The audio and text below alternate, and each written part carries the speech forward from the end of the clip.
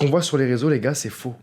C'est faux dans le sens où ce qu'on peut partager, c'est réel. Moi, ce que je partage, ce que je prône, c'est la spontanéité. C'est-à-dire, quand je vais être au local à 3h du matin, je vais le filmer parce que c'est mon quotidien. Quand je vais être à la salle, je vais le filmer. Quand je vais faire ceci, je vais le filmer. Mais entre les réseaux et la vraie vie, il y a un monde, il y a un écart. C'est-à-dire que quand je ne filme pas, c'est que je dors. Et c'est juste que les gens, ils vont retenir uniquement la fois où je me suis couché à 3h du matin. Et si le lendemain, je mets pas de story à 3h du matin, et que je me suis couché à 22h, ils vont penser que il travaille encore jusqu'à 3h, mais il a juste pas filmé. Ouais. Et en fait, non.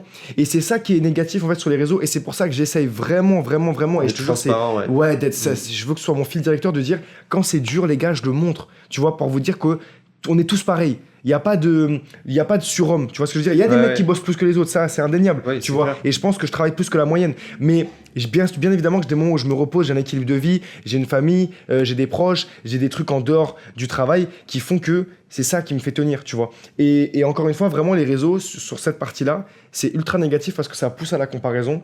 Et derrière, c'est un impact forcément qui est négatif en fait sur ce qu'on fait.